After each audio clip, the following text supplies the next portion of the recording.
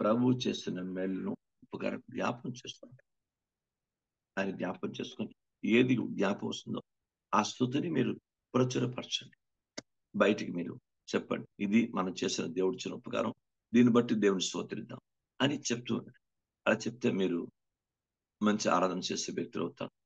అలాగే ఇతరుల్ని ఆరాధనలోకి లీడ్ చేయడానికి కావాల్సిన శక్తి మీ దగ్గర ఉంటుంది. మెయిన్ ప్రేయర్ ఉండాలి. ప్రేయర్ ఉంటే తప్పకుండా ప్రార్థనే పరిశుద్ధాత్మ దేవుడే నడిపిస్తాడు. అంచేత మీరు నేను చేయలేనేమో, నేను నడిపించలేమో అలాంటి ఇన్ఫీరియారిటీ రానివ్వకండి. Praise God. నిన్న మనం ఉదయకాలం నేర్చుకుంది ఊరి నిర్గమకాండం 34:12 ఒకవేళ నువ్వు ఏ దేశమునకు ఎక్కడికి వెళుతున్నావో ఆ దేశపు జనులతో నిబంధన చేసుకోకూడదు, అదే నీకు ఊరి కావచ్చని మనం నిన్న నేర్చుకున్నాం. కనుక బైబిల్ గ్రంథంలో దేవుని వాక్యంలోంచి మరి అన్య జనులతోనూ వారితో వీరితో సాంగత్యం చేయకుండా ఉంటే ఆ సాంగత్యం, ఆ సవాసమే వారి ద్వారా నేర్చుకున్నటువంటి దైవ వాక్యాన్ని వ్యతిరేక క్రియలే నీకు ఆ విగ్రహాలని గురి కావచ్చు అని బైబిల్ గ్రంథంలో రాయబడింది. దేవునికి స్తోత్రం. మరో మూడో విషయాన్ని ద్వితీయోపదేశకాండలో మరి యేసుక్రీస్తు ప్రభు సిలుపానుపై వేలాడి ప్రయత్నాడు.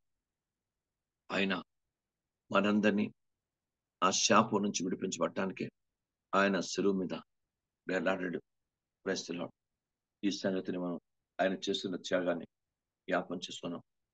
మరి మొదటి తిమోతికి రాసిన పత్రికలో మనం 3వ అధ్యాయంలో 7వ వచనంలో మనం ఒకసారి ఆ మాట ఒకసారి తీయండి. మొదటి తిమోతి 3వ అధ్యాయం 7వ వచనంలోని చెప్పాలి.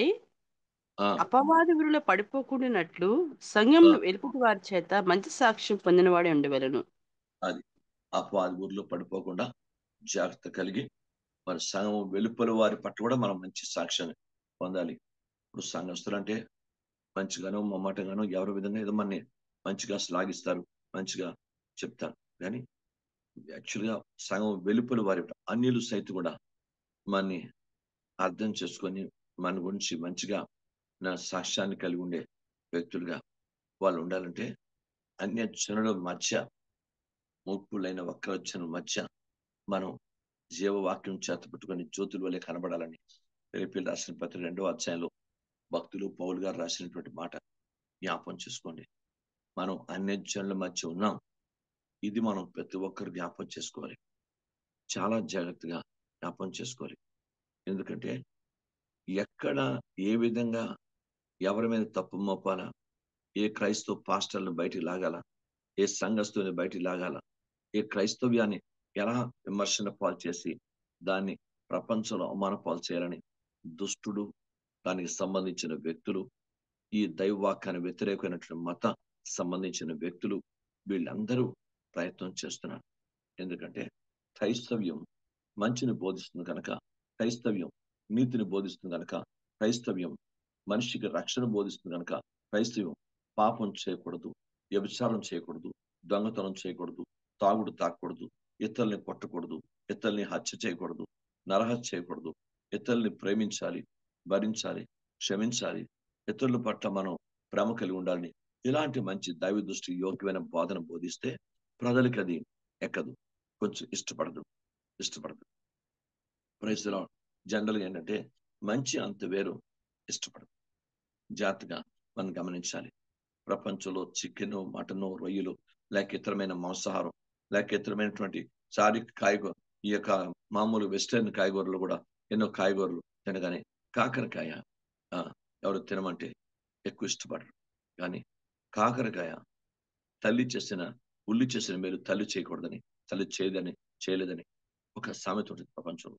అలాగే కాకరకాయ చేసిన మేలు ప్రపంచంలో ఏ కాయగూరలు చేయలేదు. అంత మేలు చేస్తుంది. రక్తాన్ని శుద్ధి చేసే గొప్ప అద్భుత గుణం కాకరకాయ రసంలో ఉంది. అంత మంచి గుణం ఉంది. కానీ దాన్ని ఎవరో అంతగా ఆలోచించరు. ఎవరో షుగర్ పేషెంట్స్ తప్ప మిత్రులు, అది కూడా డాక్టర్ అడ్వైజర్ని బట్టి వాళ్ళు తింటారు తప్ప మామూలుగా ఇష్టపూర్వకంగా దాన్ని చికెన్, మటన్ తినేంత ఇష్టపూర్వకంగా ఎవరు తినరు. కానీ అది చాలా మంచిది. అలాగే మంచిని, దైవత్వాన్ని, ఈ ప్రపంచంలో నేను దేవుని వాక్యానుసారమైనటువంటి నిజత్వాన్ని ఎవరు చెప్పినా అంతగా ఎక్కదు ఎక్కదు. మతత్వం, కులతత్వం ఈనాడు ప్రపంచం ఎక్కువగా చోటు చేసుకుంటుంది, ఆదరణ ఎక్కువ పొందుకుంటుంది. క్రైస్తలాడు వద్దయ్యా. సృష్టి మొత్తం మీద ఎన్ని వేల మతాలను, ఎన్ని వందల మతాలు తెలియదు. ఏ మతం కూడా ప్రభువుల దగ్గరికి, పరలోకంలోకి, నిత్యత్వంలోకి బతికినంతకాలం మన కృపాస్తమానాలతో జీవించడానికి, నీతి న్యాయాలతో జీవించడానికి, మన ఆయుష్ పరిపూర్ణమైన తర్వాత మన ఆత్మను మహిమలోనికి లేక పరలోకంలోనికి ప్రవేశింపచే శక్తి ఏ మతానికి లేదయ్యా. మతము మానవుడు పెట్టింది, మార్గము దేవుడు చూపించింది. ఇది ప్రతి ఒక్కరూ అర్థం చేసుకోవాల్సిన పవిత్రమైన సంగతి. కనుక వారికి అది గురి కావచ్చునేమో అని చెప్పాడు. 5వ విషయాన్ని చెప్తాను. 2వ తిమోతిలకు రాసిన పత్రిక చూద్దాం. 2వ తిమోతిలకు రాసిన పత్రిక 2వ అధ్యాయం 26వ వచనం చూడండి. సత్య విషయమైన అనుభవ జ్ఞానము వారికి కలుగుటకై ఆ, దేవుడు ఒకవేళ ఎదురాడు వారికి మారు మనసు దయచేయును. అందువలన ఉమ్, సాతాను తన ఇష్టము చెప్పున చెరపట్టిన వీరు పని ఇరుల ఉమ్, నుండి తప్పించుకొని మేలుకొనుదురేమో అని ఉమ్, ప్రభు యొక్క దాసుడు అట్టివారు సాత్వికముతో శిక్షించుచు ఉమ్, జగడమాడక అందరి ఎడల సాధువుగాను బోధింప సమర్థుడుగాను కిడిని ఉమ్. సహించువాడుగాను ఉండవలెను. Praise God. దానికి కూడా సేవకులే త్యాగం చేయాలంట. చూడండి, సత్య విషయమైన అనుభవ జ్ఞానం వారికి కలుగుటకై, ఎవరికి? ఇతరులకు, లేక అన్యులకు, ఇతరులకు. దేవుడు ఒకవేళ ఎదురాడు వారికి మారు మనసు దయచేయను. అందువలన సాతాను తన ఇష్టము చొప్పున చెరపట్టిన వీరు. ఇప్పుడు ప్రజలు ఎవరు చెరలో ఉన్నారు ఆలోచిద్దాం. ఒక వ్యక్తి సిగరెట్ కాలుస్తున్నాడు, ఎవరు చెరలో ఉన్నాడు? ఒక వ్యక్తి తాగుతున్నాడు, ఒక వ్యక్తి తన ఇష్టం వచ్చినట్టు భార్యను కొడుతున్నాడు, ఒక వ్యక్తి ఇష్టం వచ్చినట్టు దైవ చిత్తాన్ని అతిక్రమిస్తూ ఆయన రకరకాల డ్రగ్స్, లేక దైవవాక్యం మీద చెడు అలవాట్లు, మత్తు పానీయాలకు బానిసైపోతున్నాడు, రోడ్లమ్మట దొలుతున్నాడు, చాలా భయంకరంగా వాక్యాన్ని వ్యతిరేకమైన ఆ, పరిస్థితులు సృష్టిస్తున్నాడు. మరి ఇప్పుడు ఈ వ్యక్తి దేంట్లో ఉన్నట్టు? సాతాను గురిలో ఉన్నట్టు, సాతాను చెరలో ఉన్నట్టు, సాతాను కబందాసం. అలాంటి వారిని, పాపంలో ఉన్న వారిని, భయంకర చెడు అలవాట్ల క్రియలో, బంధకాల్లో ఉన్నవారిని విడిపించడానికి దైవ దాసులే, దేవుని ప్రజలే వారికి జగ వారు ఊరి నుండి తప్పించుకొని మేలుకొందరేమో అని ప్రభు యొక్క దాసుడు, ప్రైస్ గాడ్, అట్టి వారిని సాత్వికముతో శిక్షించుచు జగడమాడక అందరి ఎడల సాధువుగాను బోధింప సమర్థుడుగాను కీడును సహించువానుగాను ఉంటారట. ఎంత కష్టం అండి. Praise God. అయినా ప్రభువారు తన దైవ సేవకుల ద్వారా మనకి బోధింపు చేస్తున్నాడు. అయ్యా, నువ్వు ఎట్లా ఉంటేనే నువ్వు ఆ ఇతరుల్ని, ఎవరైతే బలహీనలై ఉన్నారో, ఎవరైతే అసమర్థులై ఉన్నారో, ఎవరైతే సాతాను ఊరిలో ఉన్నారో, ఎవరు చెడు అలవాట్లో ఉన్నారో, వారిని విడిపించడానికి అయ్యా నువ్వు సమర్థుడు గల వ్యక్తిగా ఉంటావని మనం అర్థం చేసుకోవాలి. పరిశుద్ధాత్మ తండ్రి మాట్లాడుతున్నాడు. మనం చాలా చాలా చాలా చాలా ఓర్పు కలిగిన పరిస్థితులు ఉండాలి. Praise God. చాలా చాలా దేవుని బిడ్డ, ఇలా ఉంటున్నప్పుడు పరిస్థితులు కూడా కొన్నిసార్లు చాలా భయానకంగా ఉంటున్నాయి. ఏనా? ఒక చెంప కొడితే రెండో చెంప చూపించమన్నాడు కదా అని చెప్తే ప్రజలు, అయ్యో పాపం ఒక చెంప కొట్టి అవమానపరుస్తున్నాం, రెండో చెంప ఎందుకు కొట్టాలి కదా అన్న ఇది లేకుండా రెండో చెంపకు మాత్రమే కాదు, చచ్చిపోయే వారు కొట్టేస్తున్నారు. నీకు అందుకే ఓ పాస్టర్ గారు చాలా బాధపడుతూ ఆయన, బాబు నీవు యేసయ్య, నేను యేసయ్యను కాను, యేసయ్య భక్తుడిని మాత్రమే. అంచేత నువ్వు ఒక చెంప కొడితే నేను ఇవ్వడానికి రెండో చెంప కొడితే యేసుక్రీస్తుతో సహనం నా దగ్గర లేదు. అంచేత నువ్వు ఒక చెంప కొట్టావనుకో, నీ చెంప ఏ చేతితో కొట్టావో ఆ చెయ్యి నరికి నీ చేతిలో పెట్టేస్తా అన్నట్ట. Praise the lord. ఆయన మన ఒక ఇంటర్వ్యూలో చెప్తున్నాడు.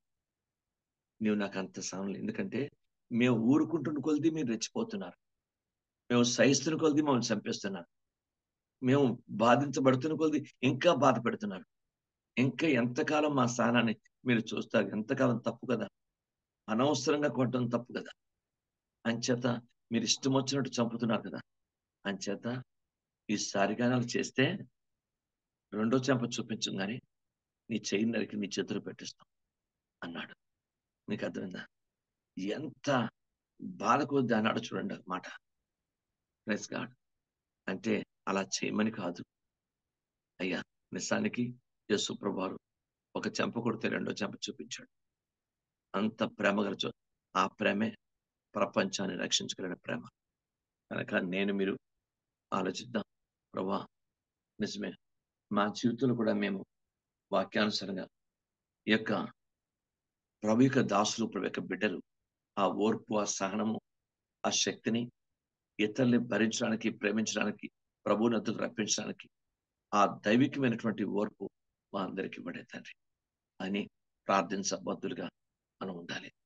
అయ్యా ఆ ఓర్పు సహనాన్ని వాళ్ళు ప్రభు తట్టు తిరిగే వరకు, ప్రభువుని ఆశ్రయించే వరకు, ఆ చెడు అలవాట్లు విడిచిపెట్టే వరకు వారిని ప్రేమించి వారిని ప్రభు తట్టు ఆకర్షింప చేయగల దైవిక ఆ సహనము, ఓర్పు దేవుడు మనకి ఇచ్చును గాక. యావత్ ప్రపంచంలో ఉన్న యేసు చేత ఏర్పాటు చేయబడిన ప్రతి దేవుని బిడ్డకు అలాంటి దైవ సుయోగ్యమైన ఓర్పు దేవుడు దయచేయను గాక. ఎందుకంటే ఓర్పు గొప్ప దోహద కార్యములు జరిగించకుండా కాపాడుతుందని లేఖనాలు సెలవిస్తున్నాయి. కనుక నాకు మీకు చాలా అవసరం. ఓర్పు అన్నది చాలా అవసరం. ప్రేమ అన్నది, సహనం అన్నది చాలా అవసరం. ఇవి అమూల్యమైన పదాలు. ఇవి మామూలు పదాలు కాదు. దేవునికి స్తోత్రం కలుగును గాక. దీన్ని చిన్నగా తీసుకోవడం వీల్లేదు.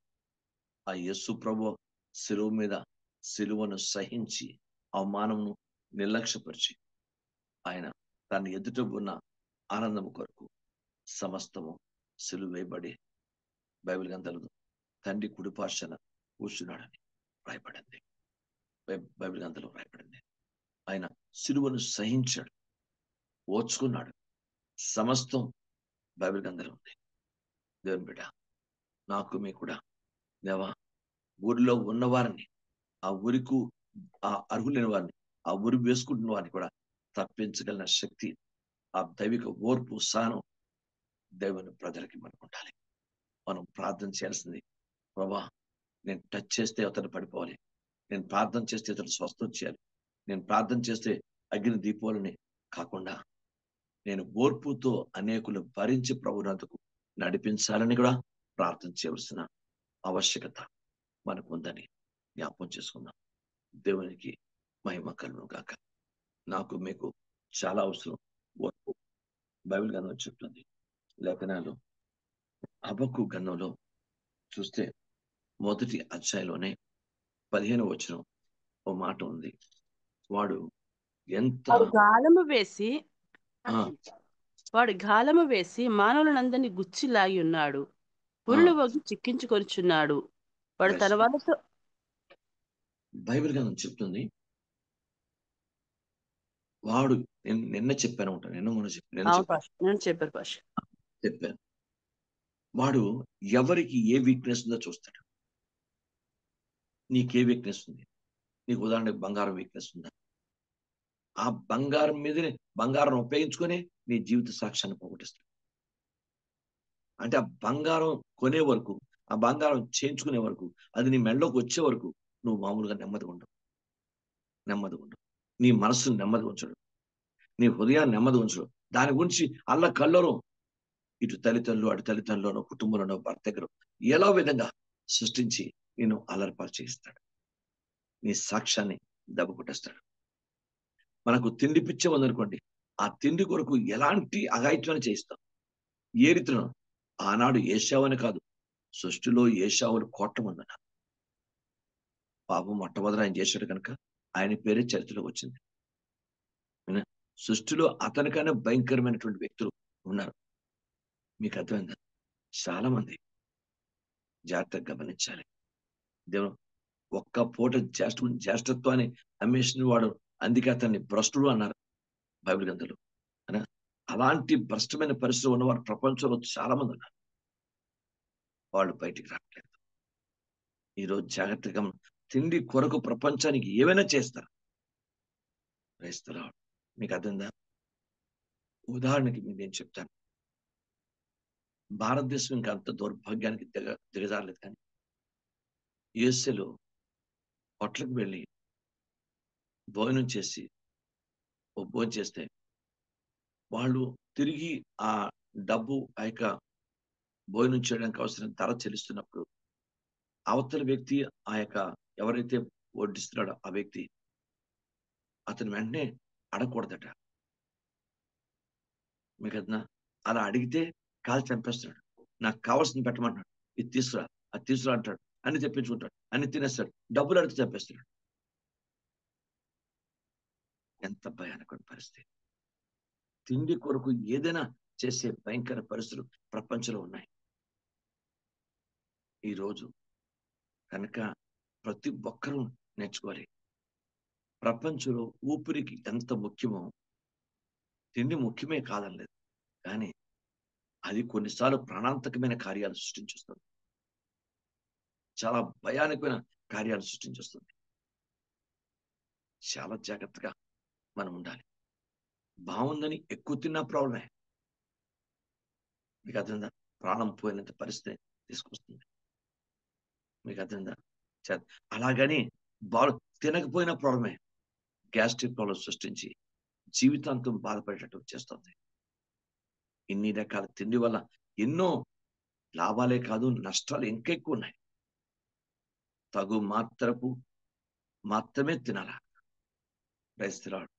అంత జాగ్రత్త ఉండకపోతే భయానకమైన పరిస్థితులు ప్రపంచంలో ఏ తిండి ఏ ప్రాంతం తీసుకొస్తుందో ఏ వ్యాధిని తీసుకొస్తుందో తెలీదు. అలాంటి పరిస్థితులు ఈనాడు ప్రపంచంలో నెలకొన్నాయి. అందుచేత లేఖనం చెప్తుంది, దేవుని వాక్యం ఉంది. అయినా వాడు ఉరులు ఒగ్గుతున్నట్ట. ఎవరికి ఏ వీక్‌నెస్ ఉందో చూస్తున్నట్ట. కొంతమంది బట్టల వీక్‌నెస్, కొంతమంది బంగారం వీక్‌నెస్, డబ్బు వీక్‌నెస్, కొంతమంది సంపాదన వీక్‌నెస్. ఆ సంపాదన కూడా ప్రపంచంలో ప్రాణాన్ని కూడా లెక్క చేయరు. దివారాత్రాలు కష్టపడతారు. చివరికి చిన్న బాధ కలిగినప్పుడు ఆ బాధ ఎంత భయంకర పరిస్థితి తీసుకెళ్తుందంటే అంత భయంకర పరిస్థితి తీసుకెళ్తుంది. రాత్రులు నిద్ర లేక, నిద్రలు మాని, నైట్ డ్యూటీలు చేసి, రకరకాల పరిస్థితి చేసి, అయినా మనం కేవలం ఇంటి విషయమే, ప్రొఫెషనల్ విషయమే, ఇంట్లో బాధల పరిస్థితులు ఎదుర్కోవడం విషయం వల్లే మనం ఆలోచిస్తే ఒక ప్రక్క ఆరోగ్యానికి ఎంత దెబ్బతీస్తుందది. ఇవన్నీ బైబిల్ గ్రంథంలో యథార్థంగా రాయబడిన పవిత్రమైన పరిస్థితి సంఘటనలు ఇవన్నీ కూడా. దేవా! అందుచేత లేకుండా ఎవరికి ఏ వీక్‌నెస్ ఉంది, ఆ వీక్‌నెస్ మీద కొడతాడు.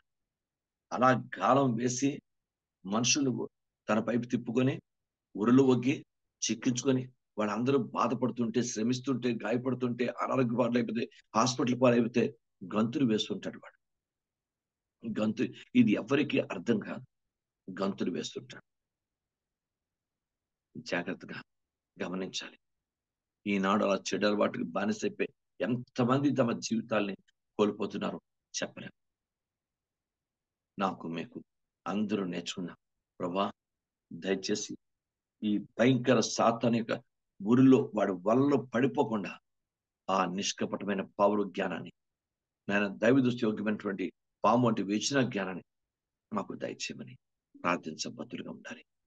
ఎస్, ఆ జ్ఞానంతోనే మనం ముందుకి సాగాలి. దేవునికి మహిమ కలుగును గాక. జాగ్రత్తగా మనం ఉందాం. అంచేత ఊరిలో పడిపోకుండా జాగ్రత్త పడడానికి ప్రభుపాద అప్పగించుకుందాం. లూకాసు వార్త 21వ అధ్యాయం 34 చదవండి. మీ హృదయములు ఒకవేళ తిండి వలనను, మత్తు ఉమ్, వలనను, అహైక విచారం వలనను మందముగా ఉన్నందున ఆ ఉమ్, దినము అకస్మాత్ మీ మీద కురివచ్చినట్లు రాకుండా మీ ఆ, విషయమే మీరు జాగ్రత్తగా ఉండుడి. దయచేస్తున్నా. ఏమి తిందమో, ఏమి తాగుదమో, ఏమి ధరించుకుందో అని సుఖవాసం చేస్తూ సుఖంగా ఏదో గడిపేద్దాం కదా అనుకున్న పరిస్థితి ఎప్పుడు మన తిండి, మన మత్తు, మన నిద్ర మనకి ఇదే అది ఊరైపోతుంది. ఆ దినము ఉరి వచ్చినట్టు ఏది ప్రభు దినం. ప్రభు దినం చాలా భయంకరంగా ఉంటుందట. ఒక్కోసారి మనం బైబిల్ గ్రంథాన్ని ప్రభు దినం ఎలా ఉంటుంది అని చదివితే అర్థం చేసుకుంటే చాలా భయంకరంగా ఉంటుందట. ప్రభు చిత్తమైతే మరలా ఇంతకుముందు ఒకసారి చెప్పాను ప్రభు దినం ఎట్లా ఉంటుందో. అది మరొకసారి దైవ చిత్తమైతే జ్ఞాపకం చేస్తాను. ఎందుకంటే ముఖ్యంగా ప్రపంచానికి కావాల్సినటువంటి దినం అది. రాబోతున్న దినం. ఆయన వచ్చేస్తున్నాడు మధ్యాకాశానికి. పరిస్థితులన్నీ ప్రవచనాలన్నీ నెరవేర్చబడిపోతున్నాయి. వచ్చేస్తున్నాడు.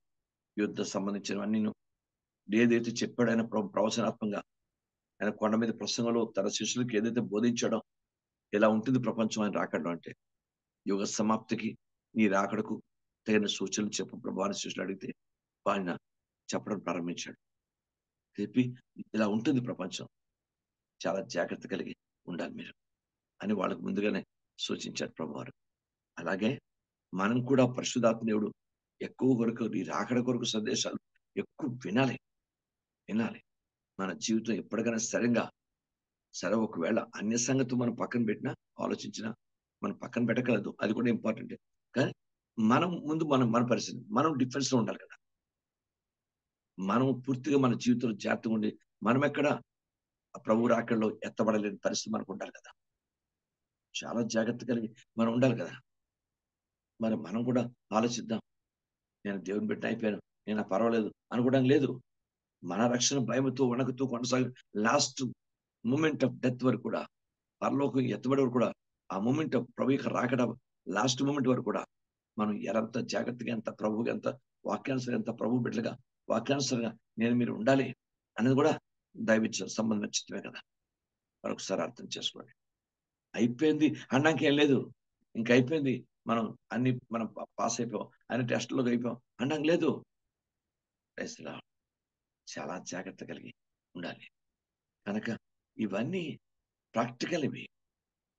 ఇది మామూలు కాదు. Christian life is a practical life. అది చాలా క్రియాపూర్వక జీవితం.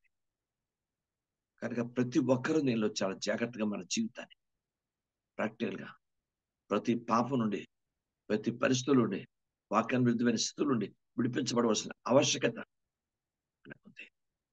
ఏ చిన్న సులువుగా చెప్పిన పాప భారమైన ఉంటే అదేమని ప్రభు రాకల్లోని ఎత్తబడకుండా చేసేస్తుంది.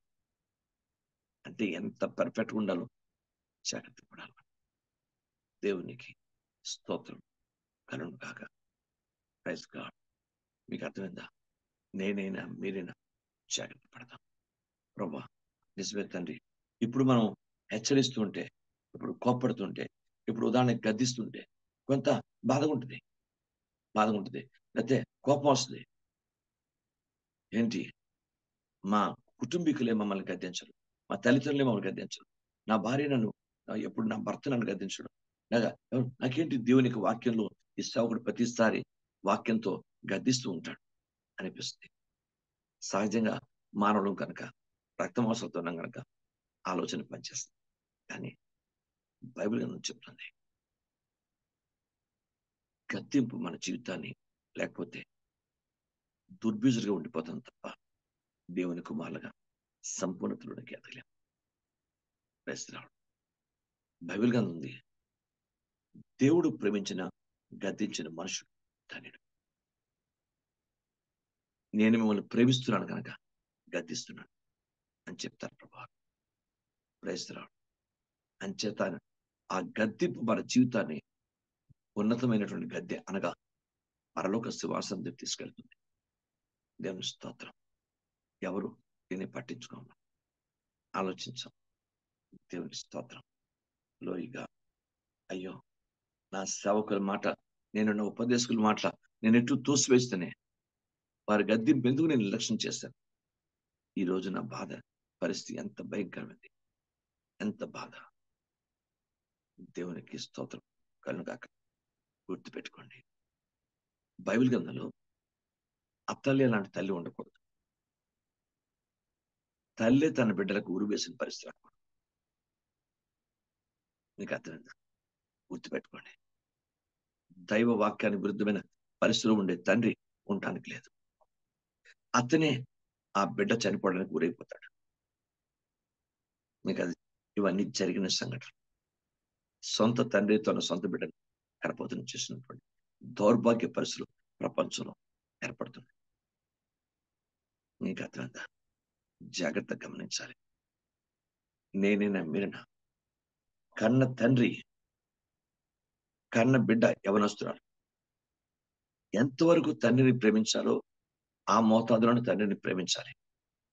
ఎంతవరకు తండ్రితో చనువు కలిగి ఉండాలో అంతవరకు కలిగి ఉండాలి. ఎందుకంటే అది వారికి ఊరైపోతుందట.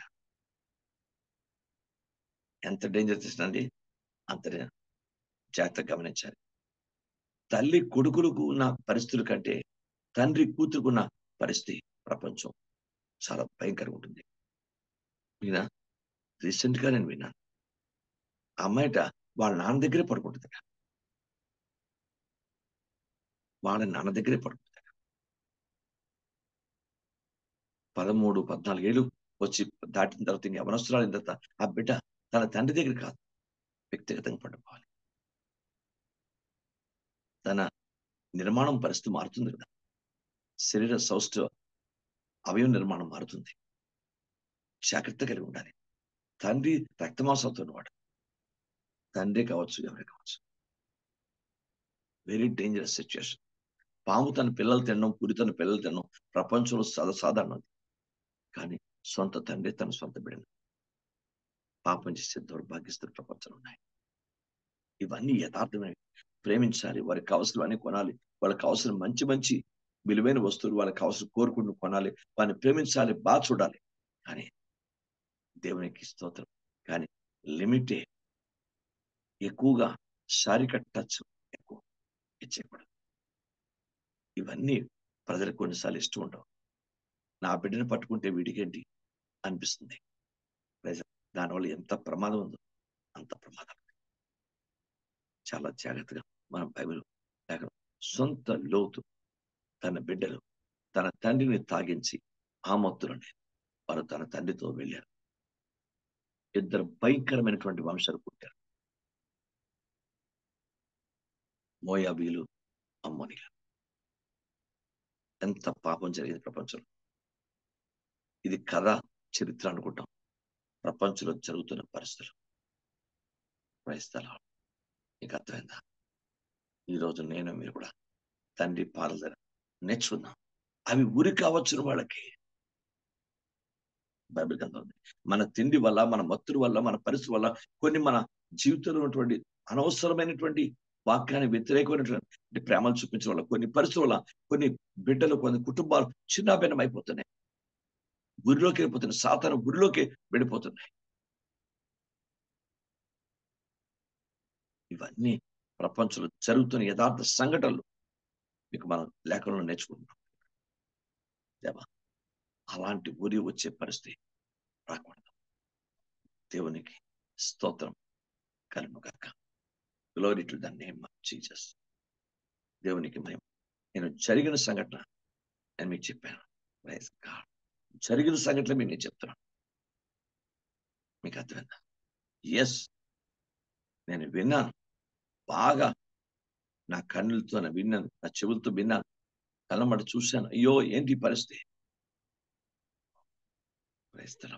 ఇలాంటి పరిస్థితి ప్రపంచంలో సంభవిస్తున్న పరిస్థితులు. ఆ తల్లి నెత్తి నోరు కొట్టుకుంటుంది. ఎందుకయ్యా? కొడుకున్నాడు, వాణ్ణి నీ దగ్గర పండుగ పెట్టుకొచ్చాక, వాడిని రాత్రి పండుకొచ్చాక జాగ్రత్త చూసుకో.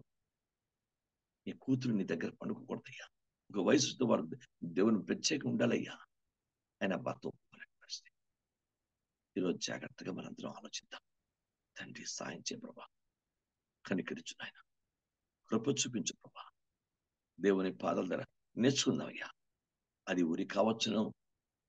మీ మత్తు పదార్థాలు, మత్తు పరిస్థితులు అని మీరు మత్తులు ఉండిపోతే పైన బైబిల్ అందరూ ఉంది, ఆ దినము ఉరి వచ్చినట్టు మీ మీద వచ్చేస్తుందట. ఆ యేసు ప్రభు యొక్క దినం అది ఎవ్వరు గ్రహించలేరు. ఏ క్షణం, ఏ గడి ఎవరికి తెలియదు, తండ్రికి తప్ప ఎవరికి తెలియదు. అలాంటి పరిస్థితులు అది ఉరి వచ్చినట్టు వచ్చేస్తుంది. అప్పుడు నువ్వు సడన్ గా ఆ దినాన్ని తట్టుకునే శక్తి నీకుండదు. ముందుగా నువ్వు ప్రిపేర్ అవుతుంటుంటే, ముందుగా ప్రార్థిస్తూ ఉంటే, ముందుగా రక్షణ, మారు మనసు, పరిశుద్ధాత్మ, అభిషేకం, వాక్కు, విధేయత, విశ్వాసం, ప్రేమ, పరిశుద్ధ క్రీస్తు రాకడి కొరకు ఎదురు చూసిన మంచి దైవిక జీవితం, ఆ పరిశుద్ధను మెయింటైన్ చేసుకుంటూ వెళుతూ ఉంటే, ఒక సందర్భం వచ్చేసరికి సడన్ గా ప్రభు యొక్క బురధ్వని యొక్క దేవతల యొక్క బురధ్వని 4 దిక్కుల్లోంచి నీకు వినబడినప్పుడు నువ్వు అద్భుతమైనటువంటి మార్పును కలిగి ఉంటావు. క్రైస్తవుడు బైబిల్ గ్రంథం చెప్తే కనురెప్ప పాటలో నువ్వు ఒక దైవికమైనటువంటి మహిమశరీరం దాల్చుకొని నువ్వు ఎత్తబడిపోతావు. అలా కాదనుకుంటే బైబిల్ గ్రంథం నీకు మహిమశరీరం అక్కలేదంటే, ఈ మత్తు శరీరమే కావాలనుకుంటే, శరీరానికి మత్తు మత్తు మత్తు మత్తు కావలసిన తిండి మత్తు, నిద్ర మత్తు, ఈ ప్రపంచంలో బంగారం మత్తు, వెండి మత్తు, డబ్బు మత్తు, ప్రపంచంలో అలవాటు మత్తు, ఈ మద్యపానీయాల మత్తులు, ఈ బానిసత్వంలోనే ఉండి నువ్వు మత్తులతోనే ఆ యొక్క భయంకర మహిమలోనికి వెళ్లే బదులు మట్టిలోనికి వెళ్ళిపోతావు. చాలా దౌర్భాగ్యం. నిత్య నరకంలో కాలుతుండాల్సిన పరిస్థితి అలా ఉండకూడదు. నిత్య జీవానికి నువ్వు వెళ్ళి తీరాలంటే ఈ మత్తులన్నీ తప్పించుకొని నువ్వు దైవికమైన తెలివి కలిగి ఉండి తీరాలి. పరిశుద్ధాత్మ దేవుడు నువ్వు మృతుల్లోంచి లేవని దేవునికి ఆత్మ మాట్లాడుతున్నాడు. లే, యెహోవా వెలుగు నీ మీదకి వచ్చింది, క్రీస్తు నీ మీద ప్రకాశిస్తున్నాడు. లే, ఎక్కడ తప్పిపోతున్నావు, ఎక్కడ ఓడిపోతున్నావు, ఎక్కడ చెడిపోతున్నావు, ఎక్కడ దేవునికి ప్రతికూలంగా ఉంటున్నావు, ఎక్కడ వాక్యాన్ని వ్యతిరేకుంటున్నావు. మన చూపు, మన మాట, మన తలంపు, మన క్రియ అది మనకి బాగుండొచ్చు, మనకెంతో బాగుండొచ్చు, కానీ దేవుడు చూస్తున్నాడు. His looking everybody from heaven. పరలోకం నుంచి దేవుడు తొంగి చూస్తున్నాడు. మన క్రియలు, మన నడవడిక, మన ప్రవర్తన, మన బిడ్డలు, మన జీవితం, మన పరిస్థితి, మన బిడ్డల ప్రవర్తన మనకు బాగుండొచ్చు, కానీ దేవుడు చూస్తున్నాడు. Is looking everything, is observing everything. ప్రతి ఒక్కటి గమనిస్తున్నాడు. అయ్యో, అప్పుడు దేవుని దగ్గర దోషిగా నిలబడితే భయంకర పరిస్థితి. ఇప్పుడు మనం దైవ వాక్యం గద్దిస్తున్నా, దైవవాక్యం మేల్కొల్పుతున్నా, పట్టించుకోకపోవచ్చు. కానీ ఒకరోజు ఇవే దేవుని మాటలు తీర్పు సమయంలో తీర్పు తెచ్చేవి. నా మాటలే వానికి తీర్పు తెచ్చుకున్నాడు. దేవునికి స్తోత్రం. తండ్రి పాదాల దగ్గర పరిశుద్ధాత్మ దేవుడు నేర్పిస్తున్నాడు. దేవునికి మహిమ. బైబిల్ చెప్తుందయ్యా, మనంతా నన్ను, మిమ్మల్ని, సృష్టి యావత్తుని క్రైస్తవుల్ని గమనిస్తూ వస్తున్నాడు ప్రభు. ప్రతి ఒక్క ఆయన కనులు, 7 కనులు ప్రపంచం అంతా సంచారం చేస్తున్నాయి. ఆయన కన్ను లోకమంతా సంచారం చేస్తున్నాయి. అన్యుల్ని, నీతిమంతులు, అనీతి అందరినీ గమనిస్తూ వస్తున్నాడు. అంచేత మన మత్తులే మనకి ఊరి కాకుండా ఆ దినం ఊరు వచ్చినట్టు మనము జాగ్రత్త పడిపోవాలి. బైబిల్ గ్రంథాన్ని పరిశీలిస్తే ఆయన వచ్చింది మేలు కొరకే వస్తున్నాడు. లీ ఓ అసీమా, ఆయన మేలు కొరకు వస్తున్నాడు. ఎంతకాలం నువ్వు శ్రమపడ్డావు, ఎంతకాలం నువ్వు బాధపడ్డావు, ఎంతకాలం సమస్యలు అనుభవించావు, ఎంతకాలం భయంకరమైన హింసలు పడ్డావు, నిన్ను ఆ స్థితిని తప్పించి నిన్ను ఉన్నత స్థానాన్ని చేర్చడానికి వస్తున్నాడు. ఎంతకాలం నువ్వు కన్నీరు కార్చి అంగలాచరణ నీ కన్నీరు తుడిచి నేను ఒక ఉన్నతమైన మహిమశంతో దేవుని రాజ్యానికి తీసుకువెళ్ళడానికి వస్తున్నాడు. నా తండ్రి ఇంట అనేక నివాసములు గలవు, నేను ఎక్కడ ఉందునో అక్కడే మిమ్మల్ని తీసుకుని పెడతాను. వాగ్దానం చేశాడు. వాగ్దానం చేసిన వాడిని బతికినవాడు. ఆయన వస్తున్నాడు. ఆ దినం ఊరి కాదు, మనం ఊరి చేసుకుంటే అది ఊరవుతుంది. అది కాదు, ఆయన మన మేలు కొరకే వస్తున్నాడు. నేను తన సంఘాన్ని, తన ప్రజల్ని, సిద్ధపాటైన ప్రతి ఒక్కరిని యావత్ ప్రపంచంలో ఆయన మేలుకొల్పి తీసుకువెళ్ళి ఆయన నిత్యత్వంలో కూర్చోబెట్టడానికి ఆయన వస్తున్నాడు. యేసయ్య వస్తున్నాడు. బైబిల్ చెప్తుందయ్యా. కనుక ఆయన మంచి దేవుడు, ఈజ్ గుడ్ గాడ్. మనకు మేలు చేస్తే రెండవ రాకడ కూడా మేలు కొరకే వస్తున్నాడు. మన చంపాలనో, కొట్టాలనో, తిట్టాలనో, గద్దించాలో కాదు. కానీ మనం ఏ స్థితిలో ఉంటామో దానికి తగిన తీర్పు ఉంటుంది. Praise God. అది చూడాలి. కనుక బైబిల్ చాలా గొప్పదండి. ఆఖరిగా 1 తిమోతి 6వ అధ్యాయం 9వ వచనం చూడండి. ధనవంతులొకటకు అపేక్షించి వారు శోధనలోను, ఊరిలోను, అవివేకయుక్తములను, హానికరమైన అనేక దురాశలను పడుదరు. అట్టి మనుషులను నష్టములోను, నాశనంలోను ముంచివేయును. ప్రపంచంలో బుద్ధిమంతులు ఒకటి ప్రయాసపడు, జ్ఞానవంతులు ఒకటి ప్రయాసపడు, అభిషేకవంతులు ఒకటి ప్రయాసపడు, ఆత్మపూర్ణులు ఒకటి ప్రయాసపడు, దైవ రాజ్యం విస్తరింపచేసే వ్యక్తులు ఉండాలని ప్రయాసపడు, దేవుని చిత్తాన్ని జరిగించాలని ప్రయాసపడు, క్రీస్తు రాకడ కొరకు పరిశుద్ధిగా ఉండాలని ప్రయాసపడు. వీటన్నిటికీ మంచి ఆశీర్వాదం, మంచి ఫలితం. కానీ ధనవంతులు ఒకటి ఎక్కువ ప్రయాసపడద్దు, ఊరిలోనికి వెళ్ళిపోతాం. వద్దయ్యా, తగు మాత్రం నీకు నీ బిడ్డలకు నీకు లోట్లేని అన్నపానాలకు, వస్త్రాలకు, లేక కుటుంబానికి లోట్లేని స్థితి ఉంటే అది సంతృప్తిగా స్వీకరించు. అంతకు మించి ధనవంతుడు కావాలనే ప్రయత్నం వెరీ డేంజర్. ప్రైజ్ రావడం కింద శాస్త్రవేత్త వాళ్ళు ప్రయత్నించి, బుద్ధిమంతుల వాళ్ళు ప్రయత్నించి, ఎన్ని రకాల దైవ జ్ఞానాన్ని సంపాదించాలని ప్రయత్నం చేయి. కానీ ధనవంతులు ఒకటికి ఎక్కువ ప్రయాసపడి నీ ప్రాణం మీదకి తెచ్చుకునే పరిస్థితి ఉండకూడదు. జాగ్రత్త. మనం నేను మీరు కూడా నేర్చుకుందాం. ఈ ప్రపంచం ఎన్నో సాక్ష్యాలు ఒకటి రెండుగా ఎన్నో సాక్ష్యాలు ప్రపంచంలో ఉన్నాయి. మీకు అర్థమైందా? దేవుని పాదాల దగ్గర నేర్చుకోండి. క్రైస్తవులు ఒక సినిమా యాక్టర్ అవ్వడానికి, సినిమా యాక్ట్రెస్ అవ్వడానికి వాళ్ళ సంస్థాన్ని కోల్పోతున్నారు. చివరికి ఒక రాజకీయ నాయకుడు సాయం చేయడానికి ప్రచారం తన యావత్ సౌందర్యాన్ని, తన శరీరాన్ని, తన ప్రాణం మొత్తం కోల్పోయింది ఒక యవ్వనటువంటి స్త్రీ. మీకు అర్థందా? అంత ఆ రోజుల్లో మంచి టాప్ లో ఉన్నటువంటి వ్యక్తి చివరికి ఈ వాళ్ళు ఏదో ఆశ చూపించో లేకపోతే చేయబనో చివరికి ఏదో ఒక వ్యక్తి సాయం చేయాలను ఈ క్యాన్వాసింగ్ లోనో దేంట్లోనో అని ప్రాణం పోగొట్టుకున్న పరిస్థితులు.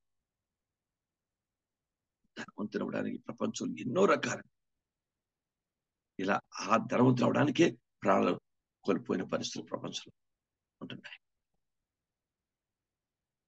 జాగ్రత్తగా ఆలోచిద్దాం.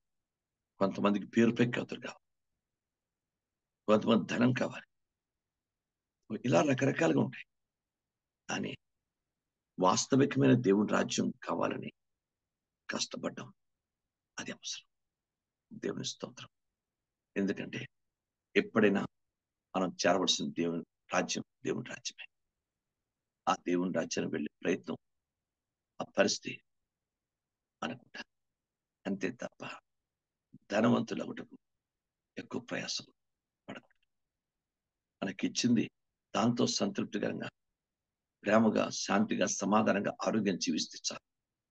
ఇంకా మన తరాల వరకు వెళ్ళిపోదాం, తరతరాలు ఇంకా సంపాదిద్దాం అనుకుంటే దాని పరిణామం వేరే రీతిలో. ఇవన్నీ యథార్థమైన సత్యాలండి. ఊరంటే ఎంత దైవిక అర్థం బైబిల్లో ఉందో లేఖనాలు స్పష్టపరచాడు. ఊరిలోకి వెళ్ళిపోకుండా జాగ్రత్త. అందరూ ప్రార్థించుకుందాం. యేసు తన మాటల పని దీవించుకున్నాడు. కళ్ళు మూసుకోండి. ప్రేరేపించబడి ప్రార్థన చేయండి.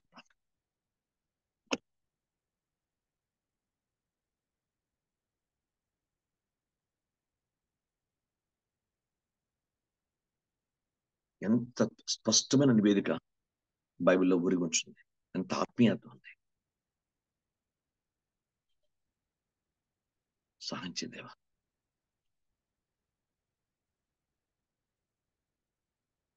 పరిశుద్ధాత్మ ప్రేరేపించబడి ప్రార్థన చేయండి.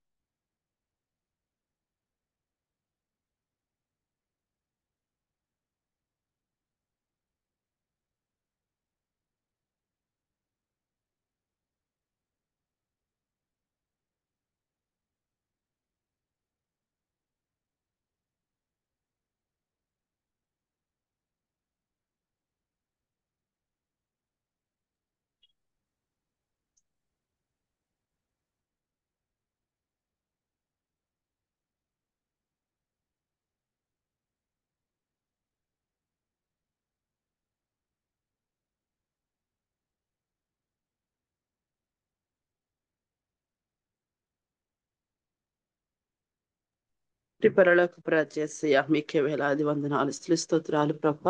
సర్వాధికారి ఆత్మదేవుడా, కనికరమ గల దేవా, శివాధిపతి మా యేసయ్య, మీకు స్తోత్రాలు చెల్లించుకుంటున్నాము తండ్రి. ఉదయకాల సేవకు నిలబెట్టుకుని ప్రభా, నీ వాక్కు ద్వారా మాతో మాట్లాడుతున్న విధానం బట్టి మీకు స్తోత్రాలు ప్రభా. నైనా అయా ప్రభు, ఊరి ఏ విధముగా మా జీవితాలు ఉండకూడదు మాకు నేర్పిస్తున్నవాడా, మీకు స్తోత్రములు తండ్రి ప్రభా. నైనా అయ్యా ఏ బలహీనతలు ప్రభ ఈ లోకపు అట్రాక్షన్స్ తండ్రి ప్రభ పరిస్థితులు తండ్రి ప్రభ అది మా జీవితంలో ఉరువుగా ఉండకూడనట్లు తండ్రి ప్రభ అయ్యా సేవకులను గద్దిస్తున్నప్పుడు సేవకులను సరి చేస్తున్నప్పుడు తండ్రి ప్రభ ప్రేమతో చెప్తున్నప్పుడు తండ్రి ఆ బంధకాలు మీ విడుదల పొందుకుని కృపను దయచేయండి ప్రభ అయ్యా సాతాను ప్రభ అనేక